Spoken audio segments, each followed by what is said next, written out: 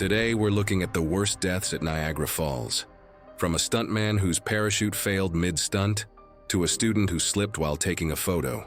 These tragic moments show how quickly nature's beauty can turn deadly. Let's dive right into it.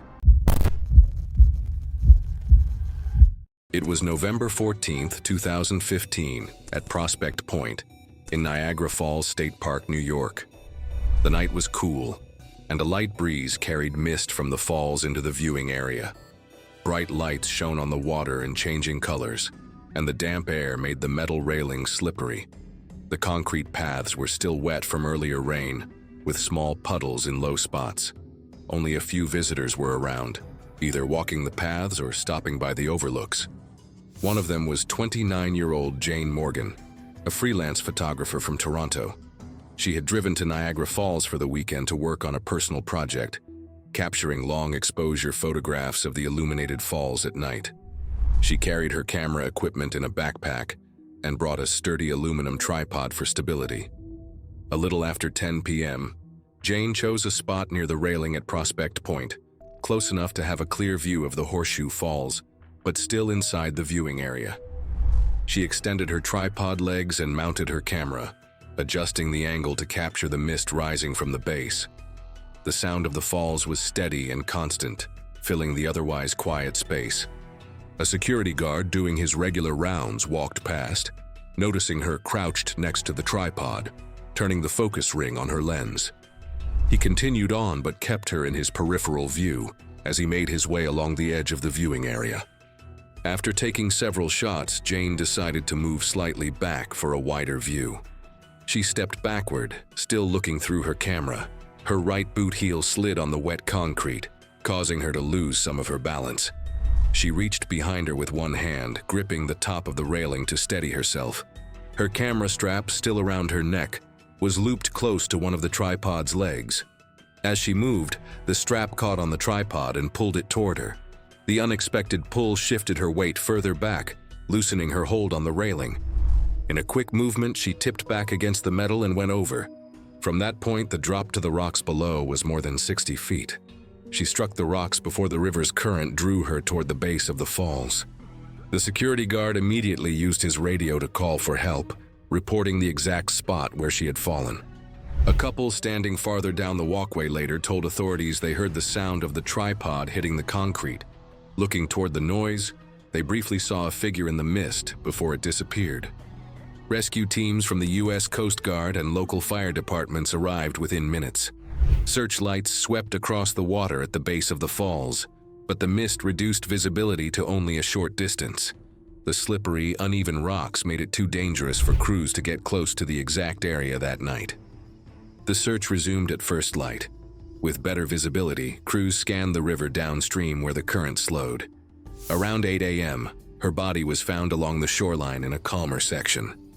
The coroner determined the cause of death to be a combination of injuries from the fall and drowning.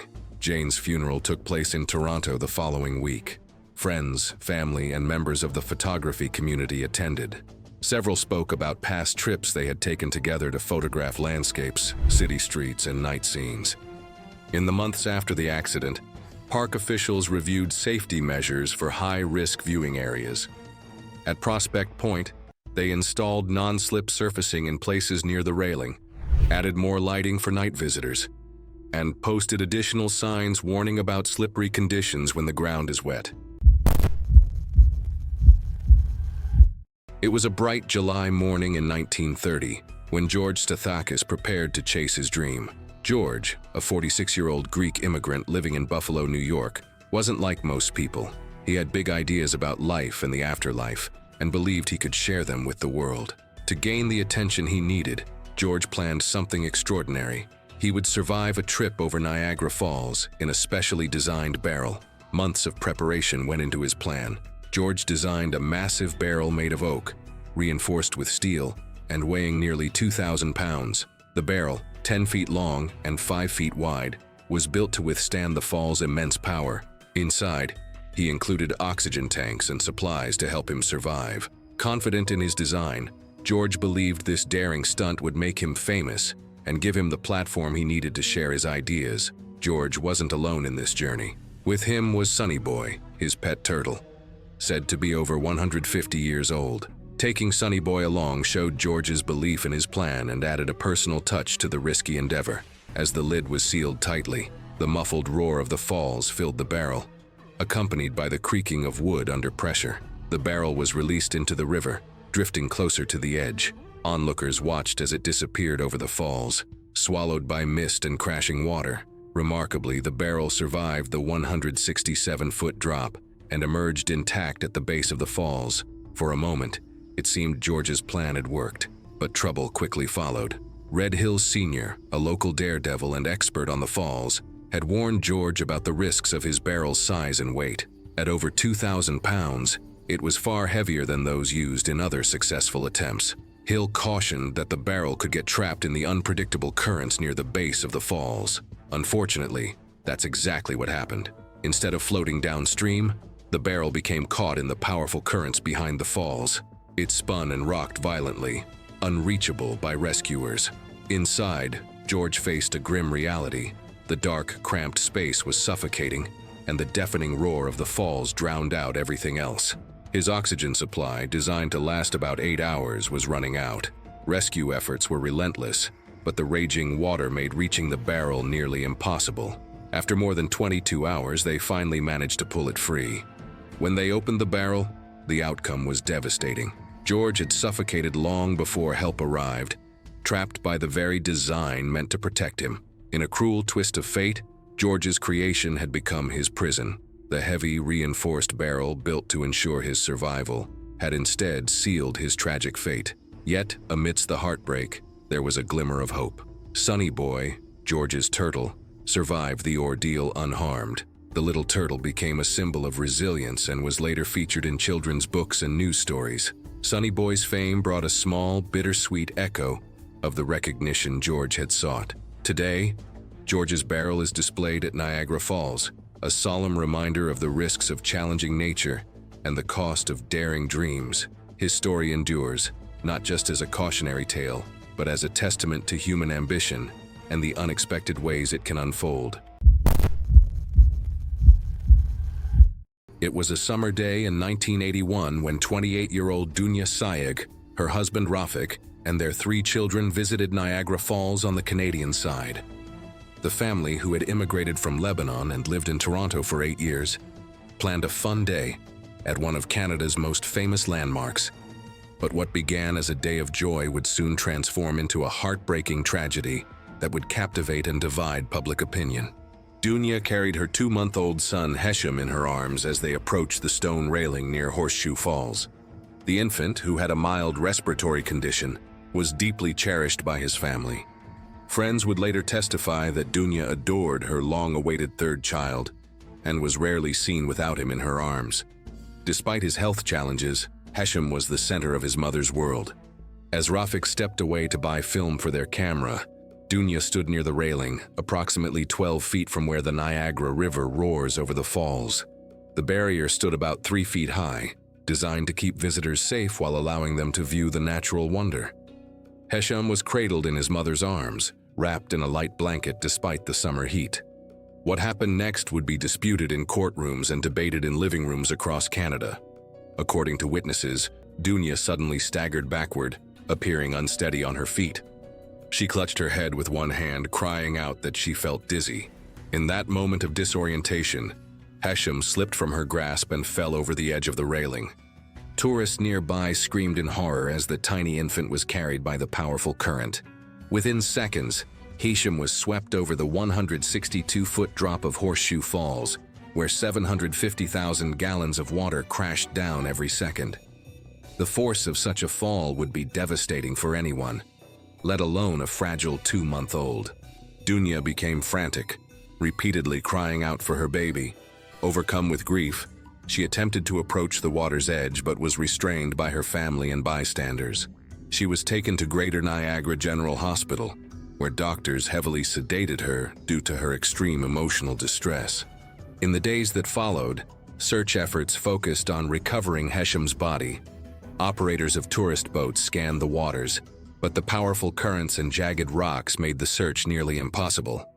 Authorities warned the family that the infant's body might never be found, a prediction that would prove tragically accurate.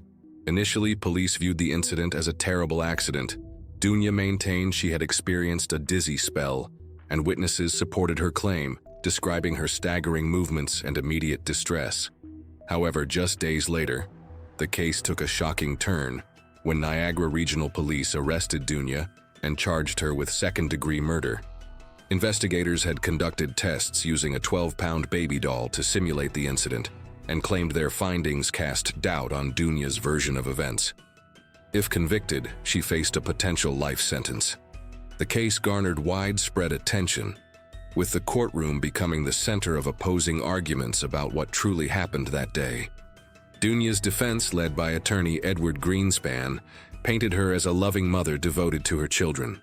Friends testified about her constant care for Hisham and her frequent worries about his health, concerns so intense that her doctor had prescribed medication to help her manage her anxiety.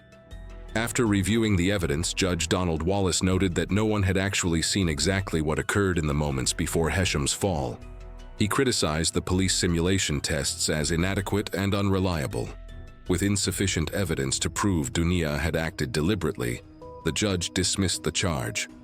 Though legally exonerated, Dunya left the courthouse a changed woman. In tears, she expressed mixed feelings of relief and sorrow, acknowledging that what she had lost could never return. The tragedy of Hesham Sayegh, a life barely begun before being claimed by Niagara's powerful waters, remains one of the most haunting stories in the fall's long history.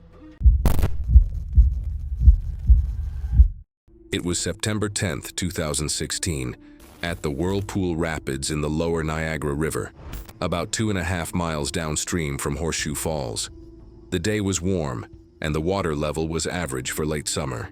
From the overlook platforms along the trail, the powerful rapids were clearly visible, with whitecaps breaking over swirling currents and large standing waves. Among the people near the river that day was 45-year-old Mark Justin, an avid kayaker from Michigan. He had driven to Niagara Falls for a weekend trip, bringing his own gear, a high-performance kayak, and a bright yellow helmet. Mark had years of experience in whitewater kayaking and had handled challenging rivers before, but he had never paddled the Niagara. That morning, park staff had been warning visitors about the strength of the Whirlpool Rapids. The current there can reach speeds of up to 30 miles per hour, and the waves can rise higher than 15 feet.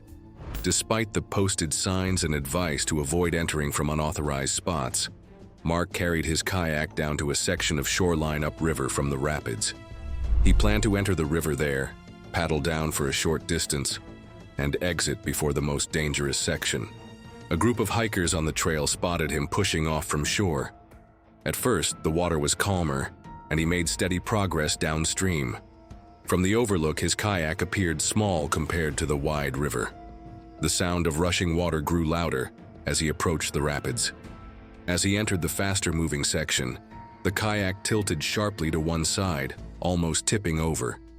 Mark used his paddle to try to correct his balance, but the strong, uneven current made it difficult. Witnesses later said a large surge of water hit the side of the kayak, spinning it sideways. The kayak flipped, throwing him into the churning water. His helmet appeared briefly above the surface, the bright yellow visible against the dark water. A wave quickly rolled over him, and he disappeared from view. Several hikers called 911 reporting a kayaker in trouble. From the overlook, they could see the kayak resurface without him, spinning in the current before being carried downstream. Rescue boats were launched, but crews could not safely enter the Whirlpool Rapids. The currents there are too strong, and the swirling water can trap boats and debris. Instead, they positioned themselves farther downstream, where the water begins to settle. For the next several hours, emergency responders monitored the river, searching for any sign of him. By late afternoon, the current carried his body several miles downriver, where it was recovered by rescue crews. News of the accident reached kayaking clubs in several states. Mark's funeral was held a week later in Michigan, attended by friends, family, and fellow kayakers. Members of his club spoke about his years of experience and the trips they had taken together. In the months following, local authorities reviewed safety measures for the area. More visible warning signs were installed along trails leading to the river, clearly marking dangerous entry points. Fencing was also added to block access to the unauthorized launch spot where Mark had entered the water. Rangers increased patrols during the warmer months to watch for boaters or swimmers in restricted areas. The Whirlpool Rapids remain one of the most dangerous sections of the Niagara River. Even experienced paddlers are advised to stay clear of the area unless they are part of authorized and properly equipped guided runs, something Mark, despite his skill, did not have that day. It was a brisk spring day in April 2017, and the roaring sound of Niagara Falls echoed through the air. The river churned below as it always did, carrying with it the promise of a fatal drop for those who dared to challenge the power of the falls. On this day, however, the falls would claim a man who had once walked away from them unharmed, a man who thought he could conquer their force once again. Kirk Jones, a 53-year-old from Michigan, had already made history in 2003 when he became the first person to survive a plunge over Niagara Falls without any protective gear. At 167 feet, the drop had nearly cost him his life, yet he emerged from the roiling water with nothing more than minor injuries. It was considered a miracle. Kirk had been struggling with personal issues at the time, and some believed his decision to jump was a desperate act, one fueled by a need to escape. For a short while, he was thrust into the media spotlight, hailed as a survivor of the impossible. But the attention faded, and with it came legal repercussions. He was fined and banned from Canada for life. Despite the fame and the consequences, Kirk seemed drawn back to the falls, as if there was unfinished business between them. Banned from the Canadian side of the falls, he focused his attention on the American side, where he planned his return. Over the years, he spoke of his connection to the falls, as though they had become a part of him. In the months leading up to April 2017, he began to talk openly about his plans to return, this time not just for survival, but for a new purpose. He envisioned this second stunt as a way to launch a career in entertainment, to prove to the world that he could survive the impossible once again. Kirk's plan was unconventional at best. He purchased a large plastic ball online, the type used in zorbing, where people roll downhill inside a ball. Kirk believed that the ball would protect him during the plunge, cushioning the impact of the water and allowing him to survive. He thought that the rolling motion, which worked on hills, might somehow make the drop survivable, even though the falls were nothing like a hill. With his pet boa constrictor, Misty, by his side, he launched the ball into the fast-moving river above the falls, hoping this bizarre idea would launch his career. Witnesses reported seeing the ball drifting toward the edge of the falls. The current, as usual, was swift, and the rapids caused the ball to spin wildly. The water roared as the ball neared the precipice. After that, it vanished. It's unclear whether Kirk had ejected from the ball before it went over the falls, but when the ball was later retrieved, it was found empty. Rescue teams were dispatched immediately, hoping that, just like before, Kirk might somehow survive. But this time, the falls showed no mercy. The U.S. Coast Guard recovered Kirk's body on June 2, 2017, about 12 miles downstream from the falls. His pet snake, Misty, was never found. Kirk Jones, the man who had once survived the impossible, had been claimed by the very force he had dared to challenge once more. His story serves as a grim reminder of the power of nature and the limits of human will. The initial survival had been deemed a miracle, a rare stroke of luck, but the second attempt proved fatal. Why would a man who had already defied the odds attempt such a dangerous feat again? What drove Kirk to tempt fate, knowing the lethal power of Niagara Falls? Perhaps it was the allure of proving that lightning could strike twice, or a desire to relive the fleeting moment of survival. Or maybe it was a deeper compulsion to face the impossible once more.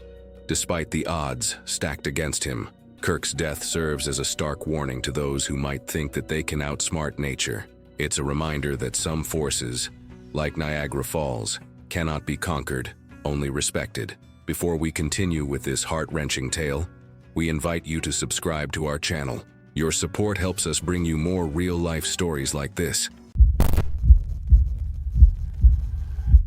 It was July 9, 1960, near Niagara Falls. The summer sun shone brightly as 40-year-old James Honeycutt prepared for what should have been a pleasant boat ride on the upper Niagara River. A contractor from Raleigh, North Carolina, working on the Niagara Parks Commission hydro project, Jim had invited 7-year-old Roger Woodward and his 17-year-old sister Deanne for an afternoon excursion in his 14-foot aluminum boat powered by a modest 7.5 horsepower Evinrude outboard motor. The Woodward children's parents trusted Jim completely. Before setting out, he made sure both children wore life jackets, a decision that would later prove crucial. The trio launched from Lynch Trailer Camp along the American shoreline, about 5 miles upstream from the falls. The outing began peacefully, with Jim showing the children the scenic beauty of the river. Approximately 1 mile upstream from the thundering Horseshoe Falls, disaster struck. Jim attempted to turn the boat around when suddenly the motor sputtered and died. Examining the engine, he discovered the propeller pin had sheared off. A catastrophic mechanical failure at the worst possible moment. The boat was now powerless against the river's relentless current. Acting quickly, Jim grabbed the oars and began rowing frantically toward shore. But the Niagara River, which carries 750,000 gallons of water per second toward the falls, proved too powerful. As the boat drifted closer to danger, Jim remained focused on the children's safety, ensuring their life jackets were secure. In the chaos, he had no time to put on his own. Near the falls, the water became increasingly turbulent. Massive waves tossed the small craft violently until it struck a rock and capsized, throwing all 3 passengers into the churning rapids. The force of the water separated Deanne from Jim and Roger. She managed to cling to the overturned boat momentarily before being pulled under by a powerful wave. When Deanne surfaced, she found herself being swept toward Terrapin Point on Goat Island. There, John Hayes, a 44-year-old truck driver from Vauxhall, New Jersey, spotted her struggling in the water. In a heroic act, Hayes climbed over the guardrail, anchored himself with one leg through the bars, and reached out to Deanne. With the help of another tourist, John Quattrochi, they pulled her to safety just 20 feet from the brink. Meanwhile, Jim held onto young Roger as they were swept toward the falls. Witnesses described seeing Jim clutching the boy tightly, trying to protect him even as they approached the edge. Then, in a final act of selflessness, Jim pushed Roger away from himself, perhaps hoping the boy's lighter weight and life jacket might give him a better chance of survival.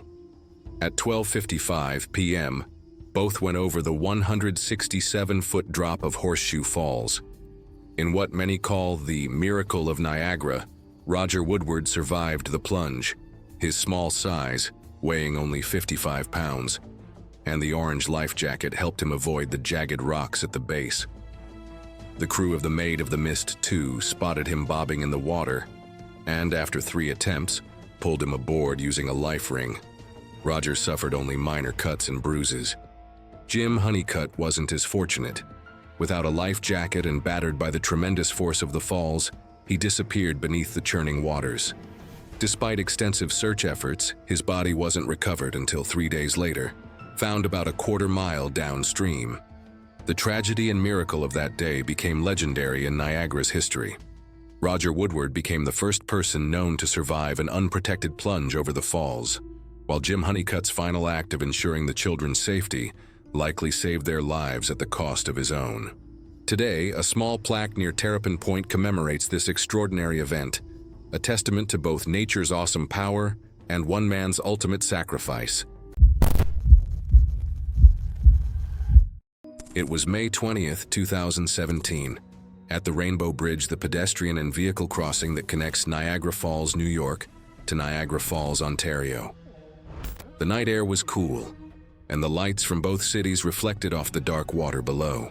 Cars moved steadily across the bridge, while the walkway for pedestrians had only a few people spread out along its length. One of them was 32-year-old David Cruz, a warehouse worker from Buffalo. Friends knew him for sometimes making impulsive choices after drinking. That afternoon, he had been at a friend's backyard barbecue with plenty of food and alcohol. By late evening, after several beers, he decided to cross into Canada to visit a late-night bar before heading home. Just before midnight, David walked onto the pedestrian side of the bridge. The walkway had tall metal railings with gaps between the vertical bars wide enough to see the river below.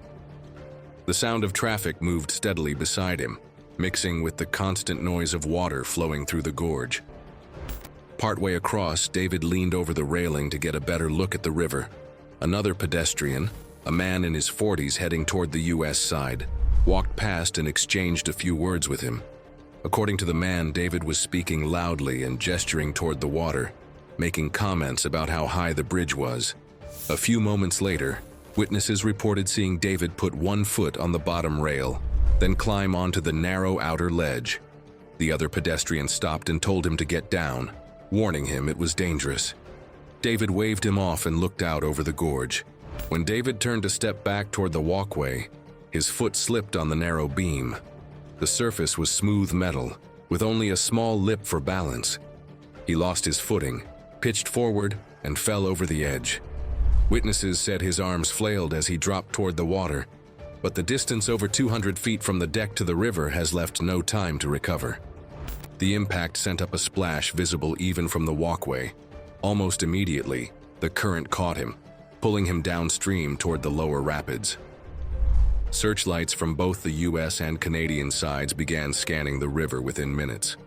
Officers on both ends of the bridge radioed for marine units, but the combination of darkness, swift current, and turbulence made locating him nearly impossible.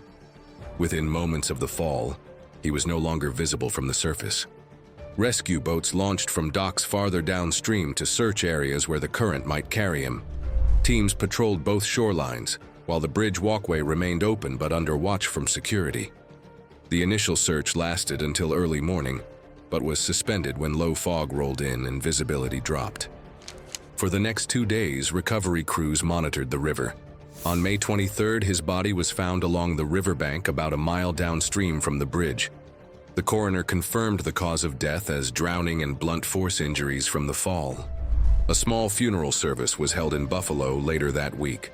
Family, close friends, and a few co-workers attended. Neighbors described him as someone who worked hard and liked to spend time with friends on weekends. In the months following the incident, border authorities reviewed safety measures for the pedestrian walkway. Nighttime foot patrols were increased, and additional security cameras were installed along the length of the bridge.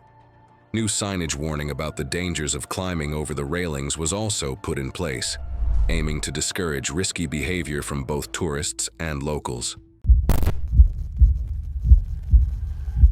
It was June 5th, 1990, a warm day in Niagara Falls, New York. The park was bustling with visitors, enjoying the view of the roaring waters, unaware of the impending spectacle. Jesse Sharp, a 28-year-old kayaker from Tennessee, had come for more than just sightseeing. His goal was set. He would be the first person to kayak over Niagara Falls. It was a stunt that park authorities strictly prohibited, but for Jesse, there was no turning back. With a reputation built on conquering some of North America's most dangerous rapids, Jesse was no stranger to risky maneuvers. His confidence in his skills was unmatched. He'd navigated wild currents and survived treacherous drops before, but nothing like this. The 12-foot fiberglass canoe he chose was custom-made for speed, sleek and agile. No helmet, no life jacket, just a kayaker and his craft, prepared to defy the odds. Jesse believed in the power of his training. For him, the river was not a force of nature, but something to be controlled. This wasn't just about the thrill. There was a dream behind it: fame. He believed that successfully navigating the falls would launch him into a new realm of recognition, fame, movie deals, and professional stunt work. His name would be remembered, carved into history. Jesse spent months preparing for what he thought would be his defining moment. At around 1:45 p.m., Jesse launched his canoe into the Niagara River upstream, making his way toward the falls. The roar of the water grew louder as he approached, the mist rising like a wall ahead of him. His paddle strokes were steady and purposeful, each one bringing him closer to the edge. Onlookers stood in stunned silence as he neared the brink. Witnesses later recalled seeing him raise his paddle high above his head, a final gesture of confidence, before the kayak tipped over the edge and disappeared into the roaring water below. For a moment, it seemed as though the world had paused. The crowd waited, expecting him to surface and paddle to shore, but the minutes stretched on, and there was no sign of him. Rescuers quickly began searching the lower river, but despite their efforts, Jesse was never seen again. An hour later, his canoe was found, battered and tossed several hundred yards downstream, but Jesse Sharp was gone. To this day, no one knows exactly what happened. Some view Jesse's attempt as an act of reckless ambition, others as a bold pursuit of immortality. Whatever it was, it ended in tragedy, a daring attempt to conquer one of nature's most powerful forces. But in the end, the river claimed its own. It was October 28, 2024, at Niagara Falls. The autumn air was crisp as darkness settled over the thundering waters. At approximately 9 p.m., 33-year-old Chianti Means stood on Luna Island with her two children, 9-year-old Roman Rossman and 5-month-old baby Mecca Means. What began as an ordinary evening would soon become one of the most heartbreaking tragedies in Niagara's recent history. Chianti, a resident of Niagara Falls, New York, was known in her community as a domestic violence counselor. According to her LinkedIn profile, she had graduated from a school in nearby Buffalo and dedicated her career to helping others escape dangerous situations. Friends described her as a loving mother who adored her children, particularly baby Mecca, who had been born just 5 months earlier. But beneath her caring exterior, Chianti was fighting silent battles. Her cousin, Biera Hamilton, would later reveal that Chianti had been suffering from postpartum depression, a condition that affects approximately 15% of new mothers. Understand this. Postpartum depression is very real and needs a cure, Hamilton told reporters. My cousin was silently fighting depression alone. In the weeks before that fateful night, Chianti had posted troubling messages on social media under the name Diamond Scott. I wish someone would love me because the man that's supposed to does not, read one post. Another stated, everyone please leave me alone. I'm in love with my daughter's father. I want my family back. Facebook posts indicated that Chianti and Mecca's father had ended their relationship in late August, adding to her emotional distress. That night on Luna Island, a small piece of land situated between the American Falls and Bridal Veil Falls, Chianti made a devastating decision. Surveillance footage later reviewed by investigators showed her approaching the safety guardrail, which stood approximately 3 feet high. In her arms, she carried baby Mecca, while Roman walked beside her. In one fluid motion, Chianti climbed over the protective barrier with both children. Within seconds, all three were swept into the powerful current. The Niagara River, which flows at a rate of 750,000 gallons per second, carried them toward the edge of the falls. Moments later, they plunged over the 167-foot drop into the churning waters below. New York State Park Police responded immediately to reports from horrified witnesses. Search and rescue teams were deployed, including the New York Marine Patrol, aviation, and underwater recovery units. State police also utilized unmanned aircraft systems to scan the turbulent waters, but the powerful currents made recovery nearly impossible. The investigation has determined that this incident was intentional in nature, though the circumstances remain under investigation, state troopers announced in a press release. Despite extensive search efforts, the bodies of Chianti and her children were never recovered, likely swept far downstream by the relentless current. Friends and family were left devastated by the tragedy. I have been speechless and crying and couldn't sleep at all, wrote friend Kayshana Morgan on Facebook. My heart is broken. Mental health is no joke. Another friend, Mish Molina, shared, I am literally sick to my stomach and I can't even deal with the emotions I am feeling. Just know her and her children are dearly loved by me and my children. Chianti's cousin remembered her as someone with a beautiful soul who loved her children and her family very much. She added, she was so full of life and wisdom. She and her kids will be missed so much. The deaths of Chianti, Roman, and Mecca joined the estimated 5,000 fatalities that have occurred at Niagara Falls since records began in the 1850s. Their story serves as a heartbreaking reminder of the hidden struggles many face and the devastating consequences when mental health crises go unaddressed.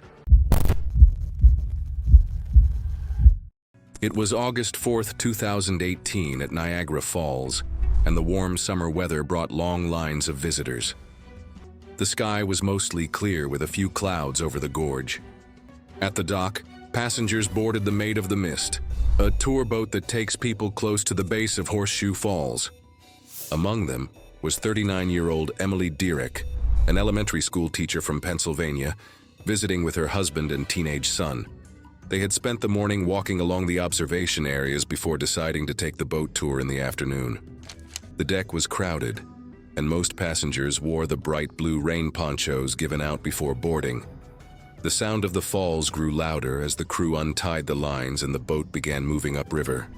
As the Maid of the Mist moved toward the mist-covered area near the base of Horseshoe Falls, the air became cooler and damp. Spray from the falls reached the passengers in bursts, soaking the decks. The engines pushed against the strong current, and the boat shifted slightly in the choppy water.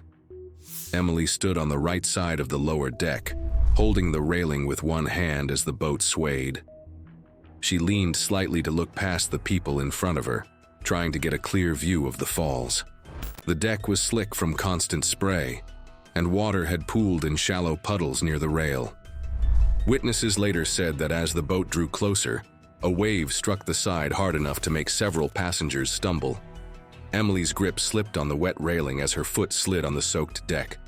She lost her balance and fell forward, her rain poncho catching briefly on the railing before she went over the side. Her husband shouted her name as crew members rushed toward the spot.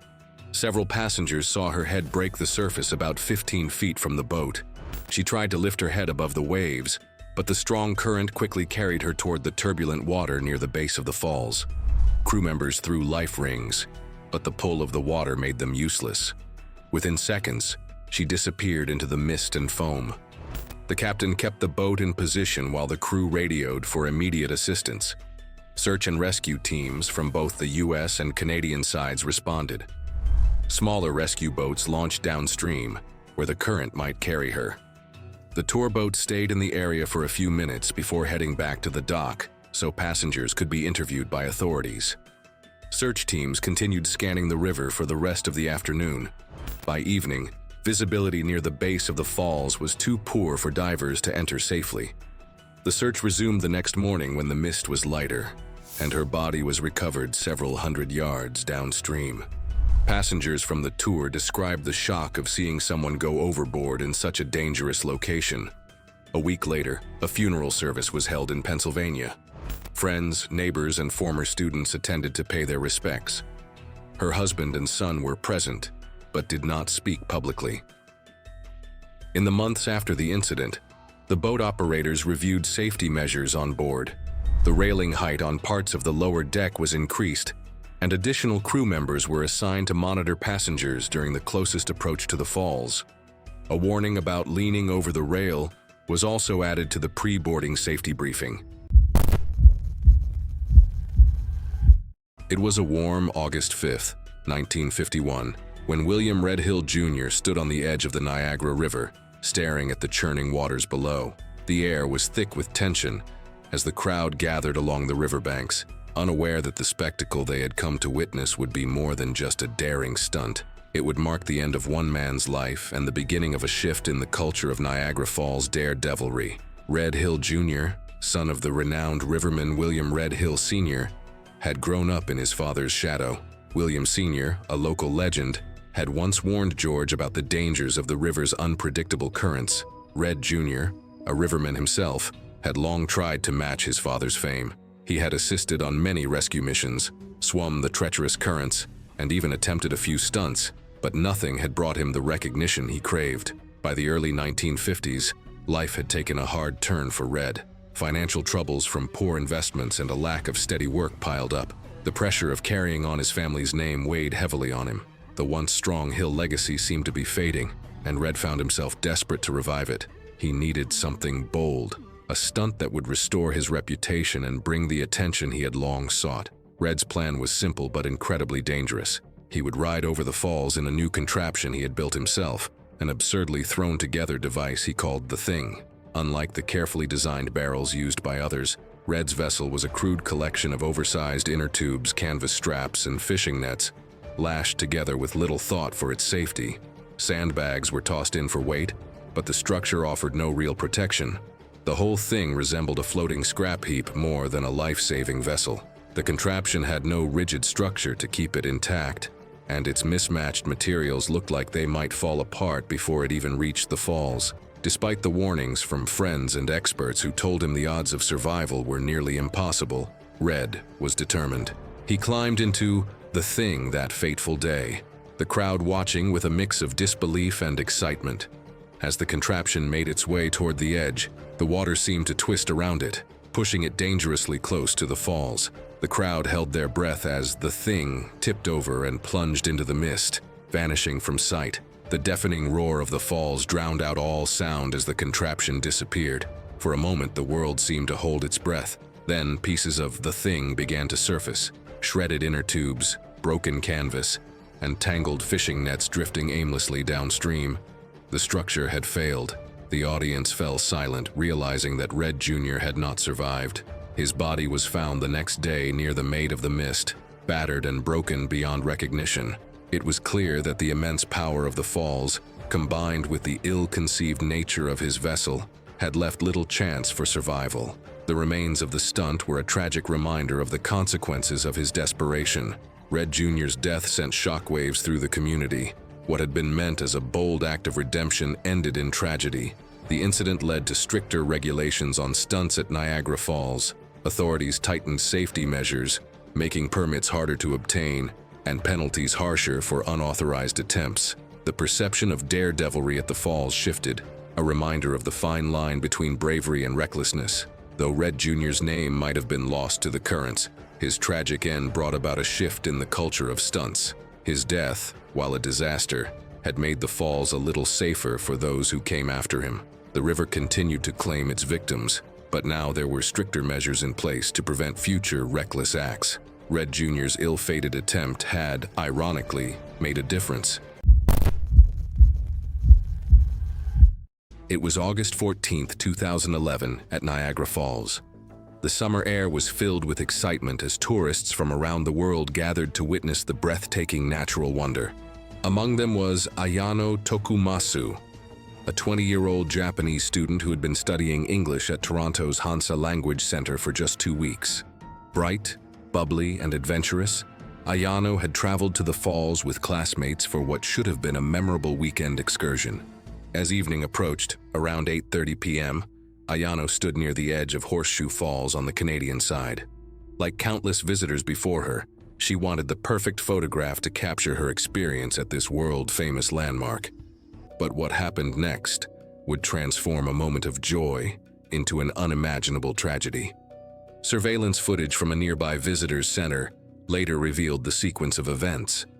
Ayano, dressed in a distinctive red sweater and holding an umbrella, had climbed over the protective stone railing that separates tourists from the dangerous waters.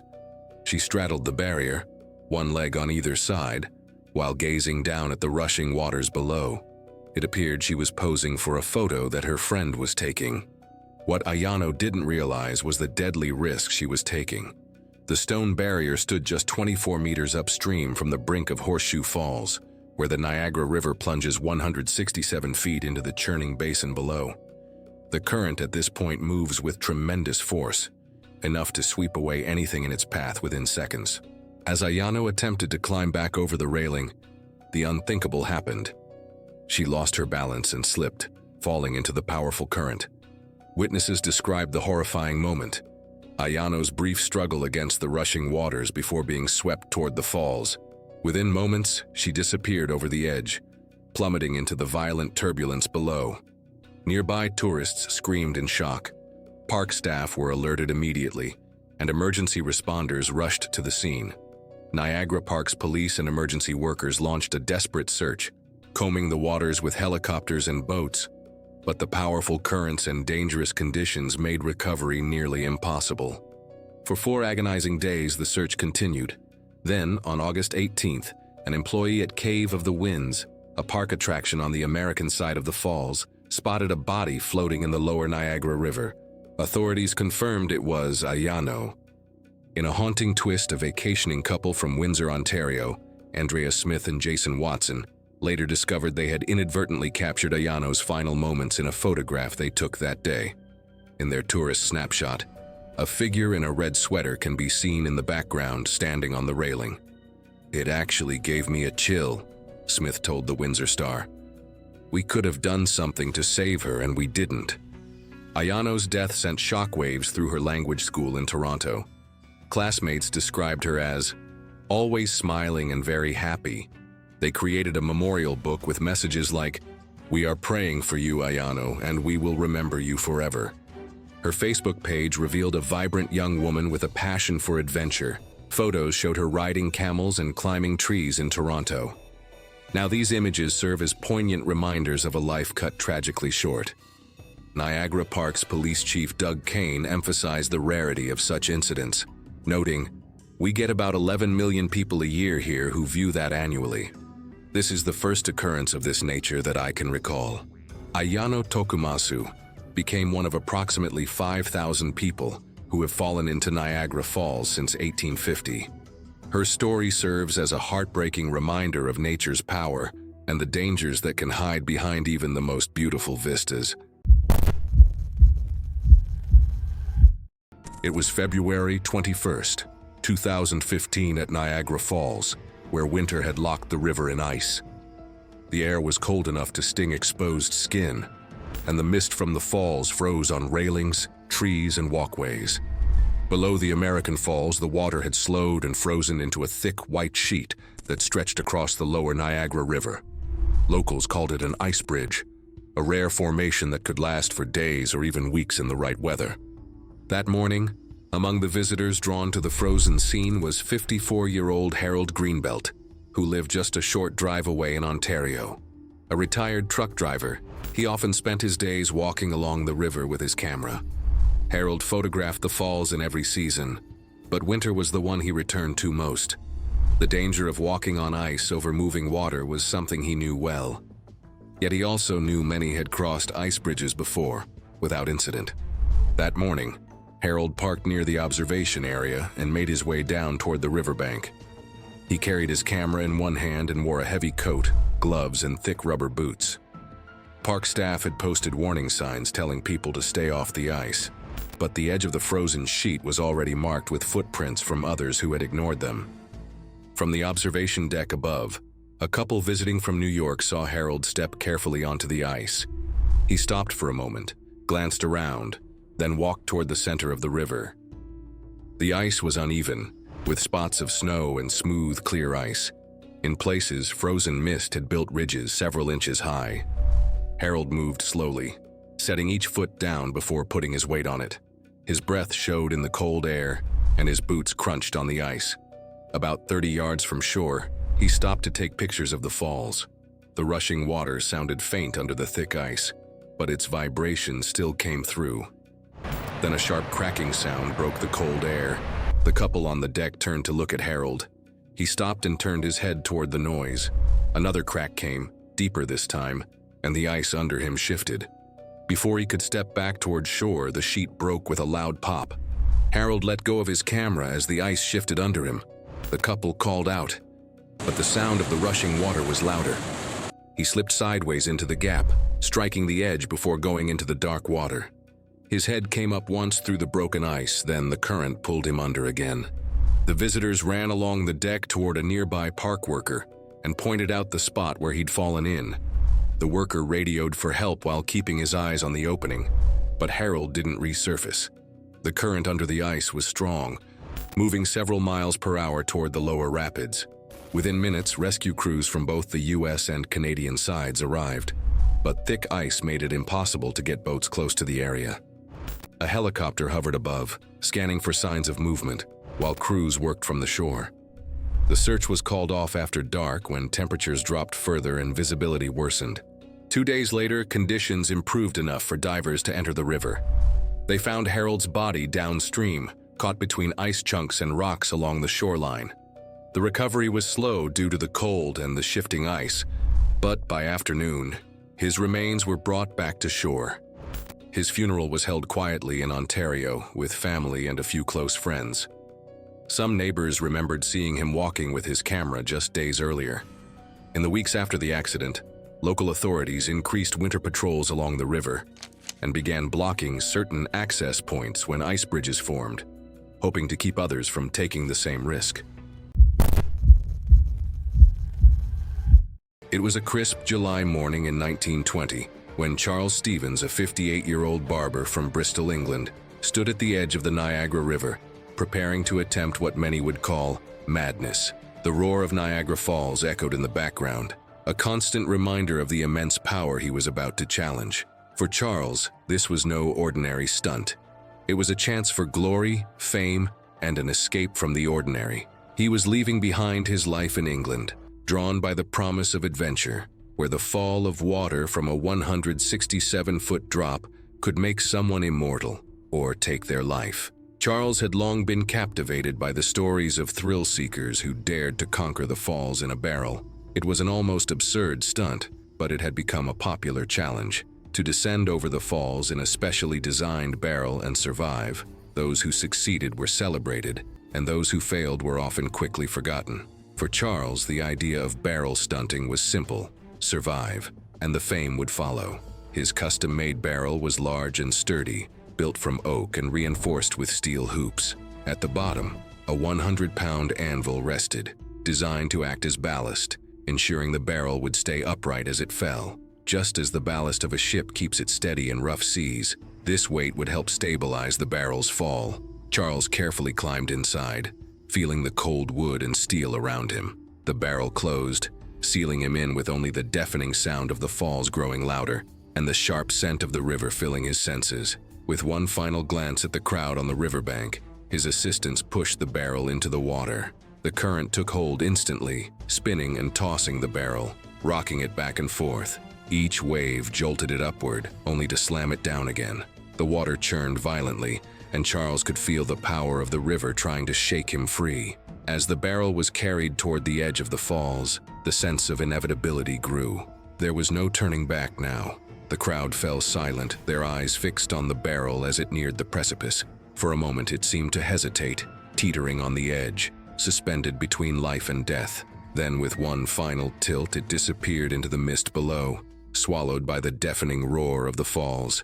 Minutes passed, each one feeling like an eternity. The crowd scanned the water below, waiting for any sign of life. Then, through the mist and foam, pieces of the barrel began to surface, drifting with the current. For a brief moment, hope flickered. Maybe Charles had survived, but as the debris was pulled closer, the sight of a right arm still strapped inside the wreckage dashed any hope. The anvil, meant to stabilize the barrel, had caused its undoing. The extra weight was too much, and when the barrel struck the jagged rocks at the base of the falls, the force of the impact shattered it. Charles Stevens had been killed instantly. The boldness of his attempt had met the unforgiving power of nature. Charles Stevens' tragic end serves as a stark reminder of the dangers in testing nature's limits. Driven by a quest for fame, he faced the falls, only for the very force he sought to conquer to claim his life. His story endures as a somber reminder of nature's uncontrollable power. It was October 1st, 1995, a crisp autumn day at Niagara Falls where thousands of tourists gathered to witness the breathtaking cascade of water thundering down the 167-foot drop. Among the crowd stood 39-year-old Robert Overacker, a stunt school graduate from Camarillo, California, whose heart raced with anticipation. After 7 years of planning, today would be the day he'd attempt something extraordinary. Jet skiing over the edge of Horseshoe Falls with a rocket-propelled parachute strapped to his back. This wasn't just about thrill-seeking. Overacker had a message. The jet ski he'd ride bore a sign reading, "Save the Homeless," a cause he genuinely cared about.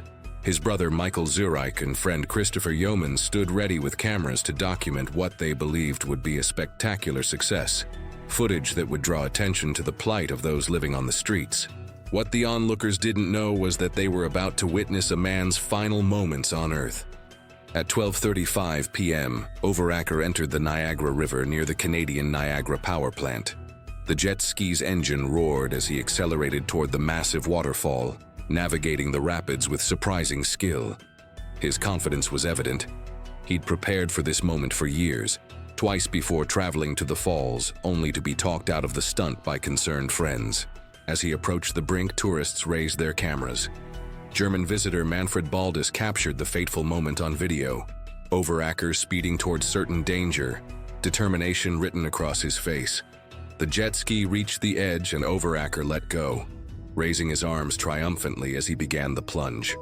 This was the moment when his rocket-propelled parachute was supposed to deploy, carrying him safely to the churning waters below. But something went terribly wrong. The parachute failed to open. Some reports later suggested it wasn't properly attached to his body, a fatal oversight in equipment preparation.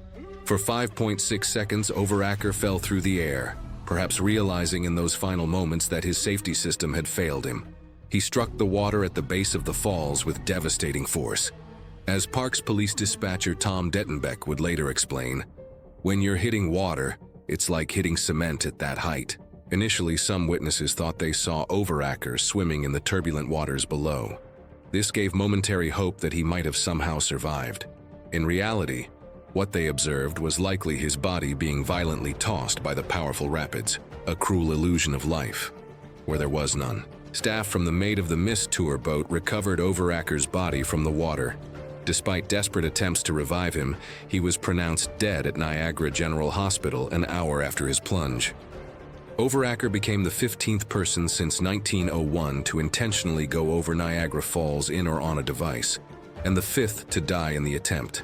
He left behind his wife, Lori, and a community shocked by his passing. The tragedy of Robert Overacker serves as a grim reminder of how quickly adventure can turn to disaster. His death wasn't the last at the falls. 6 more people have intentionally gone over since 1995, with 2 losing their lives. Perhaps the most haunting aspect of Overacker's story is the footage that captured his final moments.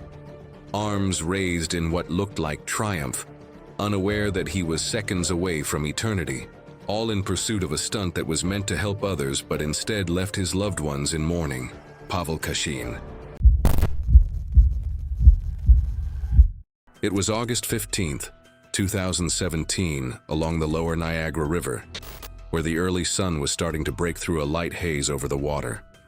The sound from Horseshoe Falls carried downstream, blending with the steady hum of cicadas.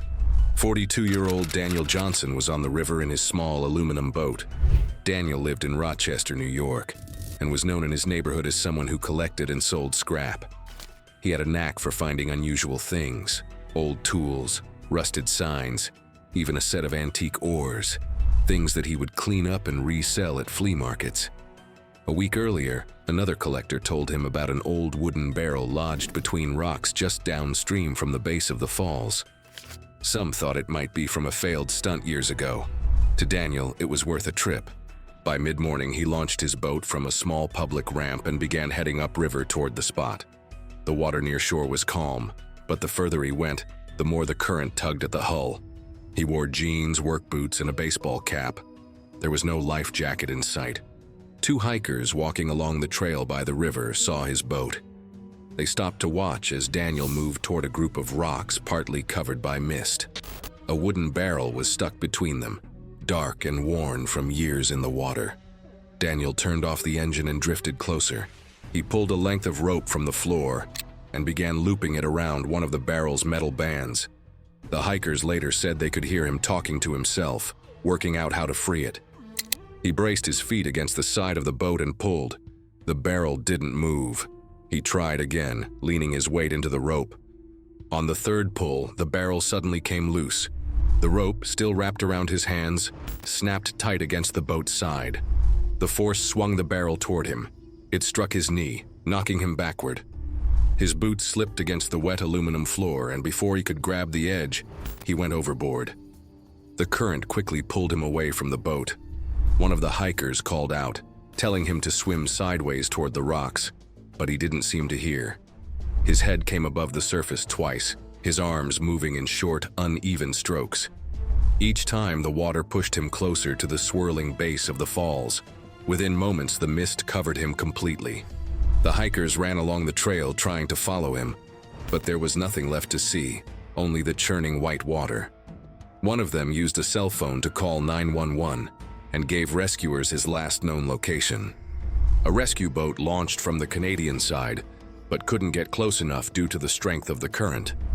Crews continued scanning the area for the rest of the morning. By early afternoon, they found Daniel's body several hundred yards downstream. News of the accident spread quickly among the small community of collectors and resellers who knew him. Friends described him as someone who always had a project going and never missed an opportunity to find something worth saving. Daniel's funeral was held a week later in Rochester. It was a modest service, with family, friends, and a few fellow collectors in attendance. The barrel was never recovered. It had drifted away during the rescue efforts and was likely carried further downriver. In the weeks after, local authorities reviewed boating safety in the lower Niagara. They announced new rules restricting private boats from approaching certain areas without a permit. Park rangers also increased shoreline patrols, especially in spots where strong currents posed hidden dangers. Thanks for watching. Want to watch more? Click on your screen now.